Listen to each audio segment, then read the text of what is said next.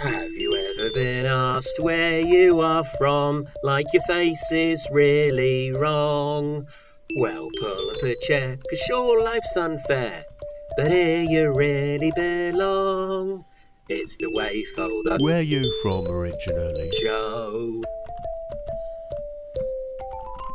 Hello and welcome back to the WAYFO show. I'm your host Xavier and I'm here with my co-host and part-time delinquent, Mr. Christopher Parlett. How are you today, Chris? Good morning, I'm wonderful, Xavier. Thank you for asking. It's very hot in here.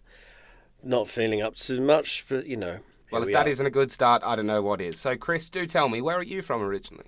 Funny you should ask, really. I know it might not look it, you know, being all dark and swarthy as I am, but I'm actually a local. I'm from Portsmouth. I even had my DNA done recently as well, just to be sure. And yeah, white as the very cliffs of Dover themselves. Haven't always been hanging around here, though. I mean, back here now, of course, in Portsmouth. That's where we are now. But first chance I had, went off to Europe, worked around there for a bit, and then got the hell out of there and went to Australia. Just to kind of get as far away from Portsmouth as I could. But, you know, how about you yourself? You sound a bit, like, foreign and weird yourself. Where are you from originally? I mean, it's quite funny you should say that. I'm actually from Sydney, Australia, myself. So I must ask, why on earth would you go there? Funny you should ask. I mean, it's weird, isn't it? You know, I guess it was home and away and neighbours. You know, watching those as a kid, thinking, oh, wouldn't it be lovely to go where the sun, the sea, the sex, the Sheilas, the Sunnies, the Barbies, all that kind of thing. It just seemed exotic and, you know, exciting. And plus, of course, you all speak, well, pretty much the same language. But I'm kind of aghast to think that somebody would have the complete opposite experience of, you know, coming from there to here of all places, Portsmouth. I mean, what possessed you? So like I said, I was born and raised in Sydney. I lived there until the age of 21, but I always had the travelling gene in my body. My mum was a very hectic traveller herself from her youth, and she took me all across the world from Hawaii to Japan. And I always wanted to do it solo. So one week after a particularly bad Tuesday, I decided to book myself passage to Europe. And that next Friday, I was on a plane over to Vienna with nothing planned for the next 5 months except get myself from one end of the continent to the other.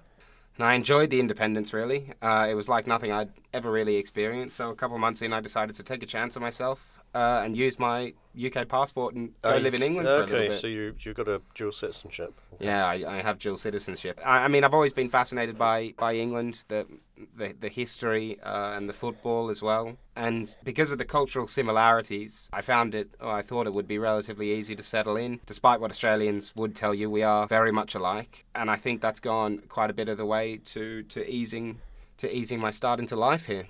You've been here a while. You must be. I don't know. How are you finding the locals? Are they kind of engaging, friendly, or do they treat you with disgust, or how is all that? Well, despite the occasional jest about my accent, I think the treatment has been very satisfactory, both in London and particularly down here. I found friendliness in all corners of Portsmouth, which is relatively strange because before I came down here, I heard it had a somewhat fearsome reputation. I didn't really know what to expect before I moved, but now I seem relatively settled. I've got a flat, I've got a dog, I've got a partner who I'm looking to spend the rest of my life with. But Chris, you tell me it's changed a little bit here. Yeah, I mean, as I say, I lived many years abroad, you know, and up in Scotland as well. So every time I kind of come back to see my mum or whatever, I'll see how much it's changed. And there's definitely kind of a gentrification of the place, of England, of Britain itself, you know, like basically cafe culture, metrosexuals, all that kind of thing. You know, you're a lot less likely to get punched in the face outside a pub these days. It's kind of calmed down a bit. People are friendlier. It just, it may have come from, you know, knocking down some of the tower blocks and that. It may have come from just, you know, people have broadened their horizons through the internet. I don't know. It just seems to have calmed down a lot. I mean, I can actually stand to be here. I'm not like kind of itching to escape. I mean, that's why I'm here studying again. Also, you know, my knee's completely shot, so can't work in the kitchens anymore. But I mean, I suppose you don't really need me to tell you that because you know, you said you banged yourself a nice local Pompey lass, haven't you? Well, actually, Stephanie's American. Oh God, that's worse. Come on down to Mixed Fish and Chips in Buckland for all your dining needs. We've got fish, we've got chips. That's about it. So where the bloody hell are you? welcome back to the WAYFO show. So, Chris, I hear you're at university. Aren't you a little bit old for that? Yeah, I mean, I definitely feel it. I don't know what possessed me. I should have done an online course or something. But I was, slaving away in the kitchens, buggered up my knee, retrained in Denmark in multimedia design, and had a crack at journalism once before, up in Seaside, and kind of got completely disillusioned from that. And over lockdown, I don't know, something possessed me. Maybe it's long COVID is eating away at my brain, and it convinced me that I should be a journalist again. But here I am. We're both here, funnily enough, aren't we? Studying away. How are you finding it yourself? Are you as disillusioned as me, or is it just my old fucking misery guts? I think you're being a little bit too harsh on the course.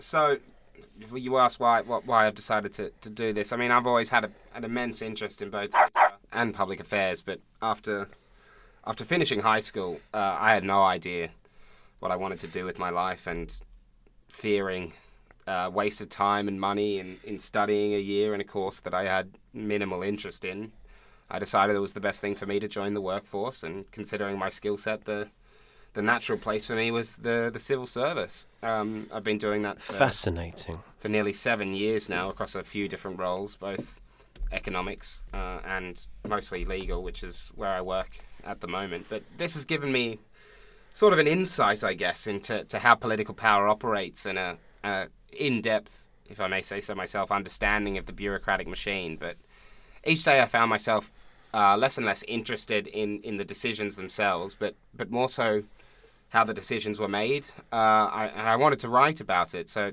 naturally, where else to look but at journalism. And I guess in this day and age, So would you say it's a calling then? Do you feel like an artist or just a recorder of the things?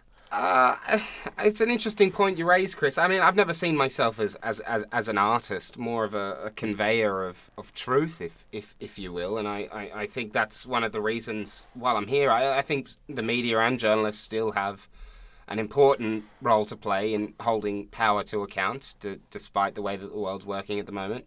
So you've still got that kind of idealistic, kind of, some might even say naive way of thinking you can speak truth to power, be a voice for the voiceless, all that kind of thing. I do.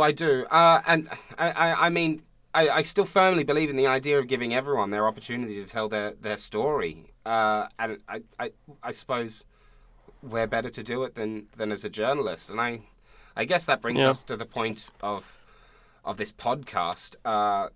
What a very organic segue to talking about this podcast. Yeah, so I think we'd both love to give people the opportunity, people you wouldn't otherwise listen to, the chance to tell their stories, because you have no idea about alternative perspectives that you might be missing through ignorance or unwillingness to engage. And I mean, we're better to find a wide range of people with different and perhaps even conflicting views than at university. Yeah, so, I mean, you're right. I mean, we're all guilty of that kind of unconscious bias. I mean, as I say, it's a very multi-ethnic spot, Portsmouth University. It'd be great to kind of figure out kind of how other people are finding it as well. Because as I say, it is less racist than it used to be around here, but I suppose it's always bubbling under the surface. Yeah, I mean, we like to say that we're not racist in Britain, but that's a whole. You could talk about that for a whole hour. I mean, we've only got 10 minutes here, so we can't really go too much into that. But certainly in the future, it'd be lovely to maybe even interview some other people, get them into this incredibly hot studio, and talk about their experiences. Their lived experiences as otherkin. Yeah, so that's about it for this week of the WAYFO show. We'll be back next week with a very special guest. Well, frankly, Xavier and Chris, as a proud Kiwi, I'm appalled by the microaggression of just being called Australian. So if you're interested in hearing that, I recommend you tune back in next week. So Chris, thank you very much for your time today. And thank you. And we'll see you all next time. Ciao, ciao. Bye-bye. Love you.